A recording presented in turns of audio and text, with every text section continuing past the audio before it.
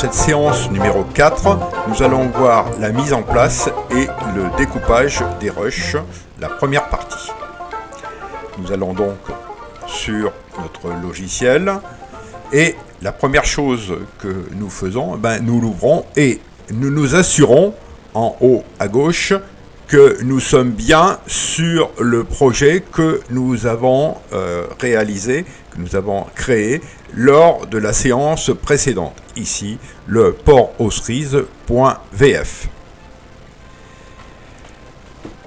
Nous allons avoir pendant cette séance tout un tas d'informations qu'il faut posséder et déjà connaître des termes un peu précis.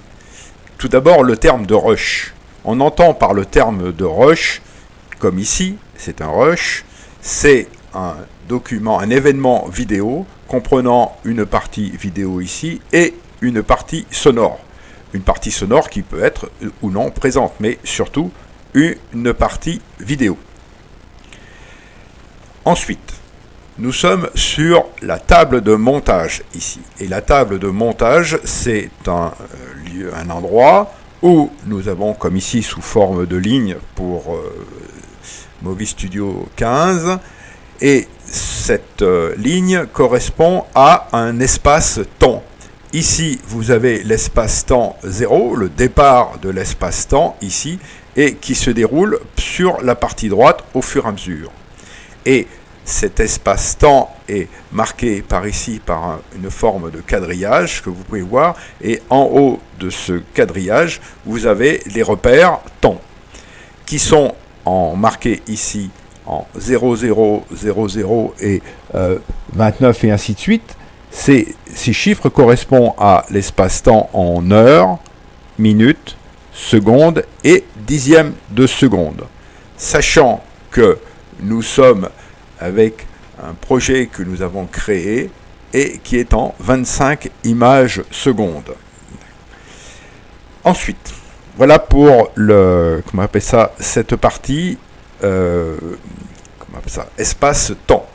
Nous avons plusieurs lignes. Une ligne sur laquelle nous pourrons mettre des textes, une ligne où nous pourrons mettre des images, et ici de la vidéo. Et en dessous, nous avons toute la partie audio, qui peut être déclinée par l'audio qui est lié à l'image.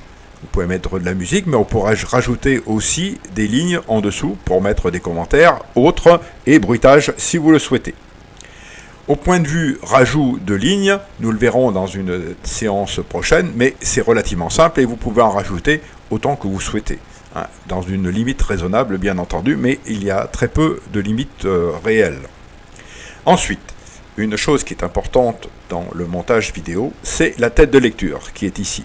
La tête de lecture est représentée ici par cette tête un peu blanche, un genre de triangle, avec cette ligne qui clignote quand je m'en éloigne. Et cette tête de lecture, c'est l'élément repère qui vous permet de lire ici dans cette fenêtre ce qui se passe sur la table de montage. Et si je mets en route via le système ici, vous pouvez lire la table de montage. Vous voyez que les images sont en train de se dérouler. Ici en haut, on voit le cheval qui bouge. Et si je l'arrête, eh bien je l'arrête par ici. Sachant que ici, c'est pour la lecture, ici pour la pause et ici pour l'arrêt. Vous avez en plus un certain nombre de possibilités via ce menu, ce bouton, et qui vous permet d'avoir d'autres fonctions qui sont ici. Mais ce n'est pas le seul endroit où nous pouvons lire. Aussi, nous pouvons lire à partir d'ici. Sur le bas de la table de montage, nous pouvons aussi lancer la lecture de la même façon.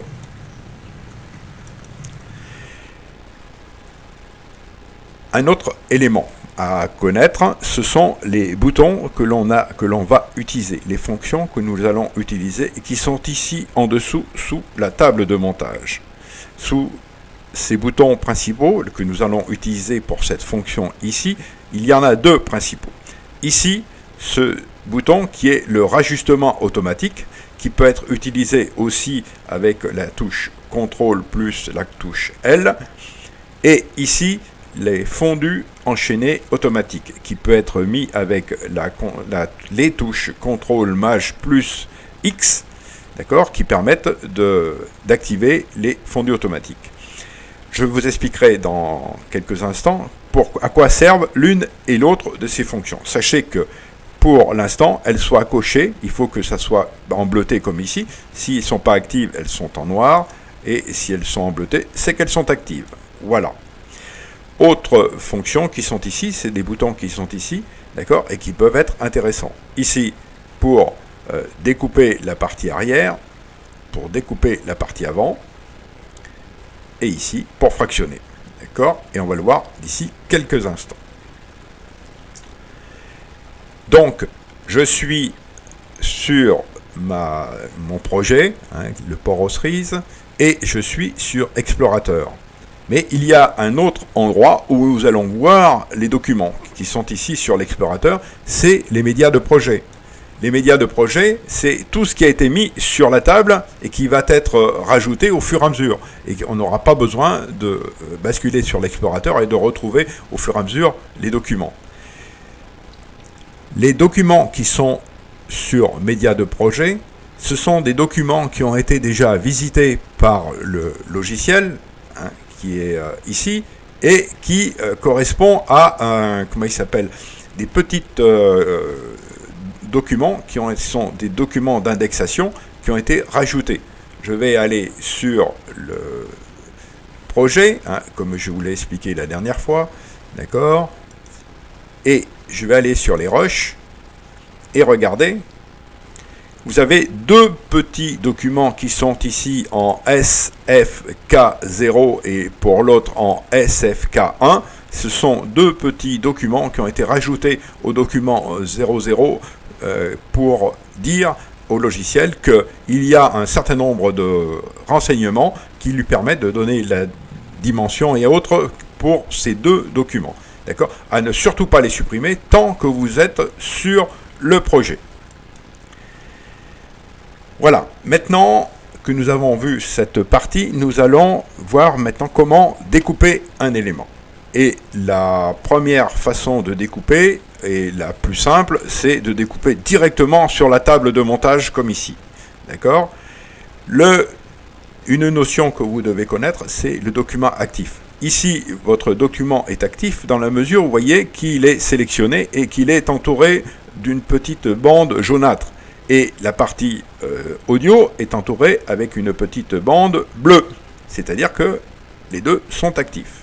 Si je passe sur l'élément central, eh bien, vous voyez, je fais un clic gauche sur l'élément central et je le sélectionne de la même façon, au même titre que je fais celui-ci et ainsi de suite. Je reviens ici sur cet élément pour le découper, pour vous faire voir comment on le découpe. L'élément principal pour le découper, ça va être déjà de faire le choix de l'endroit exact de découpage. Par exemple, je veux dire que je veux découper à partir du moment où, voilà, à partir de là, vous voyez, à partir du moment où le cheval est entre les deux, les deux obstacles, pour que la jeune femme est en train de lui apprendre à passer entre les obstacles, eh bien, je vais découper à partir d'ici. Eh bien, je vais utiliser une touche qui est sur votre clavier, et c'est la touche qui est la touche S, comme Simone. J'appuie sur la touche S, et vous voyez ce qui se passe. Il y a la partie avant du document et la partie arrière. Et juste au moment où se trouve la tête de lecture, il y a cette séparation. D'accord ? Je recommence. Je veux couper ici. Je vais appuyer sur la touche S et j'ai la même chose. Je peux me mettre à un autre endroit et, par exemple, je veux dire utiliser une autre chose. Eh bien, vous pouvez le faire en appuyant sur ce bouton qui est ici. Le bouton fractionné, vous aurez le même effet. D'accord ? Donc, soit la touche S comme Simone, soit la touche qui est ici. Là, vous voyez que la touche est inactive puisque ça vient d'être coupé à l'autre endroit. D'accord ? Et vous avez une autre possibilité, c'est de couper à partir d'ici. Vous allez sur édition, vous allez sur fractionner, d'accord ? Et vous avez le même effet. Maintenant, je vais tout annuler, de façon à revenir et faire comprendre un peu comment ça se passe. Alors, pour annuler toutes les actions que je viens de faire, eh bien, il suffit de faire Contrôle, c'est une action qui est de Windows, il n'y a rien de particulier par rapport à Movie Studio. Donc je fais CTRL Z une fois, d'accord, vous voyez, les fonctions s'annulent, 2 fois et 3 fois. Et je me retrouve avec le document tel qu'il était auparavant. Je vais recouper le document pour vous montrer quelque chose qui est important aussi à connaître. Vous voyez, je coupe de nouveau la partie arrière du document comme ceci. Pour enlever la partie arrière que je souhaite retirer, donc je sélectionne comme vous voyez ici. Et j'utilise la touche Sup de votre clavier et qui va faire que l'élément disparaît. Mais, et subtilité, là il faut que vous compreniez bien, si on a fait disparaître l'élément, c'est pas pour ça qu'il a disparu et qu'il n'existe plus. Il est toujours là. C'est simplement, on ne l'a rendu que non visible. Pour preuve, regardez bien. Je vais aller sur le bord du rush en question et il suffit que je retire sur le rush, vous voyez, regardez, et l'élément réapparaît. D'accord? Et l'élément qui avait disparu réapparaît. Voilà. D'accord? Voilà. Simplement, on l'a rendu invisible en le coupant et c'est tout. D'accord? Voilà. Je refais la CTRL Z. Donc, si je veux couper à partir de là, vous voyez, je me mets ici pour couper le rush.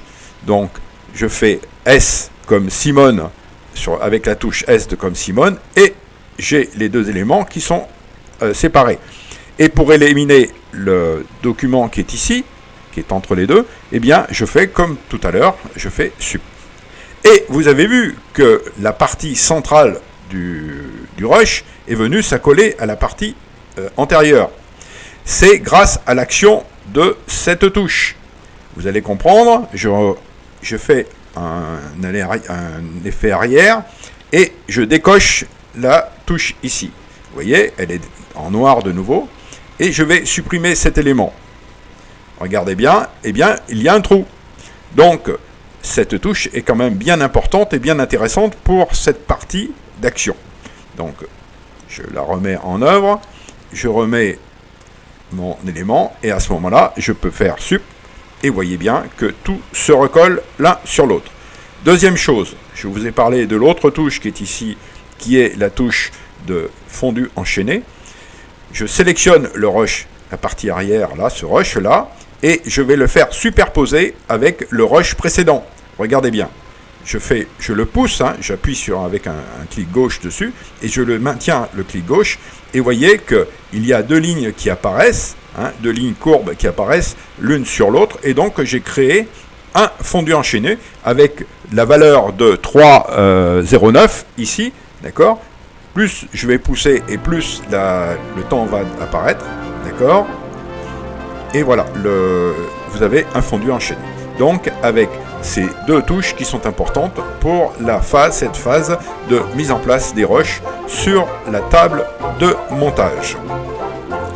Voilà pour cette séance et nous allons voir dans la séance suivante, la séance numéro 2, une autre manière de découper les rushs et de les mettre sur la table de montage. Voilà.